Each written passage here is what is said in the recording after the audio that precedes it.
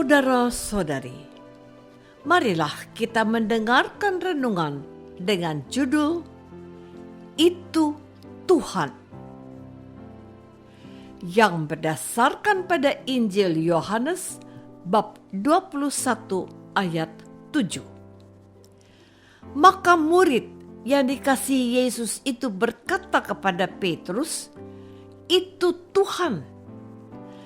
Ketika Petrus mendengar bahwa itu adalah Tuhan, maka ia mengenakan pakaiannya sebab ia tidak berpakaian, lalu terjun ke dalam danau. Dalam nama Bapa dan Putra dan Roh Kudus. Amin. Saudara-saudari terkasih dalam nama Tuhan Yesus Kristus. Bacaan Injil kita yang kita baca sejak hari pertama sesudah Paskah sampai dengan hari ini, semuanya berbicara tentang penampakan Yesus. Dalam Injil hari ini menceritakan bahwa Yesus menampakkan diri lagi kepada murid-muridnya di pantai Danau Tiberias, dan Yesus menampakkan diri sebagai berikut. Di pantai itu berkumpul Simon Petrus, Thomas yang disebut Didimus, Nathanael dari Kana yang di Galilea, anak-anak Zebedius dan 2 orang muridnya yang lain. Kata Simon Petrus kepada mereka, "Aku pergi menangkap ikan." Kata mereka kepadanya, "Kami pergi juga dengan engkau." Mereka berangkat lalu naik ke perahu. Tetapi malam itu mereka tidak menangkap apa-apa. Ketika hari mulai siang, Yesus berdiri di pantai. Tetapi para murid tidak tahu bahwa itu Yesus.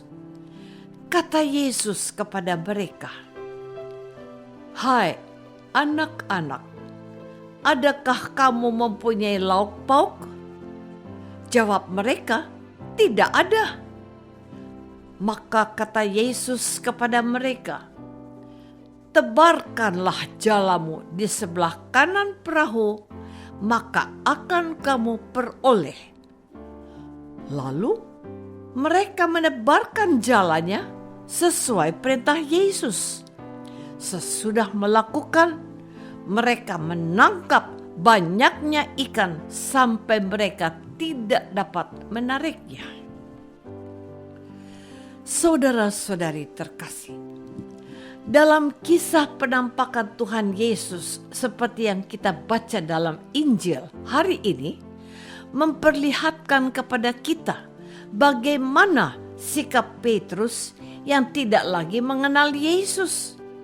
Maka ketika murid yang dikasihi Yesus itu berkata kepada Petrus, "Itu Tuhan," Petrus langsung terjun ke dalam danau.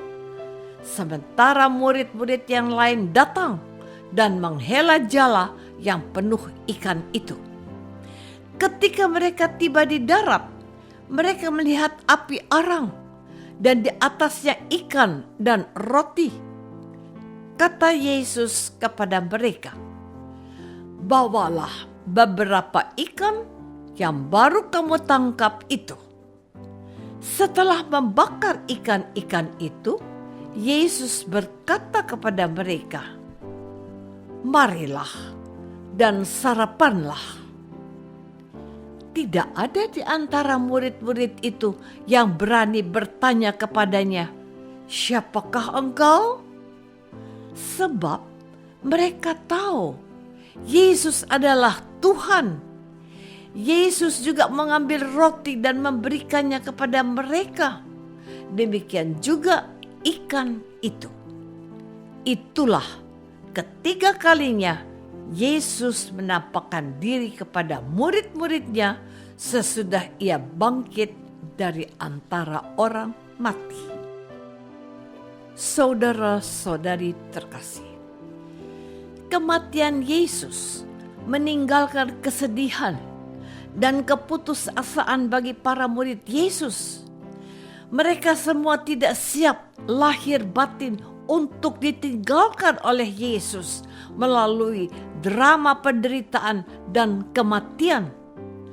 Kesedihan dan keputusasaan membuat Simon Petrus dan para rasul mencari sesuatu yang baru, yang tidak hanya mampu menghibur, tetapi juga memberi harapan untuk masa depan mereka. Kita tahu bahwa sejak para murid memutuskan menjadi pengikut Yesus, mereka kehilangan segala-galanya, termasuk keluarga dan pekerjaan. Pada saat Yesus masih bersama mereka, kehilangan keluarga dan pekerjaan tidak terasa. Sebab Yesus memberikan mereka kepastian dan jaminan akan masa depan yang cerah. Namun, semua berbeda ketika Yesus meninggal dengan cara yang tidak biasa dan sangat mendadak. Karena itu, cara yang bisa mereka lakukan adalah kembali ke zaman dulu sebelum mengikuti Yesus, yakni nelayan. Menjadi nelayan tidak hanya menghibur hati yang sedih dan rasa putus asa, tetapi juga bisa menjadi pegangan bagi mereka agar tetap hidup. Selain itu, rasa sedih dan putus asa membuat para rasul tidak mampu melihat Tuhan. Saudara-saudari terkasih, yang sungguh menarik bagi kita adalah bahwa yang bisa mengenal dan melihat bahwa itu Tuhan justru murid Yesus yang paling muda. Petrus, sang pemimpin dan mungkin dari segi usia termasuk yang paling tua di antara para rasul yang lain. Petrus malahan tidak dapat melihat dan mengenal Yesus. Hal ini memberikan pemahaman dan kesadaran kepada kita bahwa orang-orang yang mampu melihat dan mengenal bahwa itu Tuhan tidak ditentukan oleh usia. Anak-anak, remaja, atau kaum muda kadang lebih peka untuk melihat kehadiran Allah dalam hidup mereka. Demikian pula karyawan, orang-orang bawahan, atau asisten rumah tangga sekalipun bisa melihat dan mengenal bahwa itu Tuhan. Sementara pemimpin, atasan, bos-bos dan orang dewasa yang memiliki kedudukan tertentu malahan tidak dapat melihat Tuhan. Oleh karena itu, diperlukan suatu sikap rendah hati dan kejernihan pikiran serta batin. Sebab Yesus pun pernah bersabda bahwa hanya orang-orang yang suci hatinya akan dapat melihat Allah. Orang-orang yang suci hatinya adalah orang-orang yang merasa dirinya bukan siapa-siapa serta tidak merasa diri benar dan baik. Apakah selama ini kita sudah memiliki kepekaan melihat dan mengenal bahwa itu Tuhan, atau kita menutup pintu hati kepada Tuhan? Marilah kita berdoa. Tuhan Yesus Kristus, kami mohon ampun sebab terkadang kami tidak mampu melihat dan mengenal kehadiran-Mu, terutama saat kami sedih, putus asa, dan marah.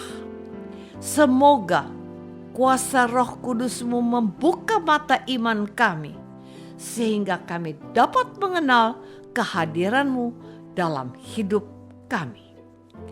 Doa ini kami persembahkan dalam nama Yesus, Tuhan dan pengantara kami. Amin. Semoga kita semua selalu dinaungi dan dibimbing oleh berkat Allah yang Maha Kuasa. Dalam nama Bapa dan Putra dan Roh Kudus. Amin.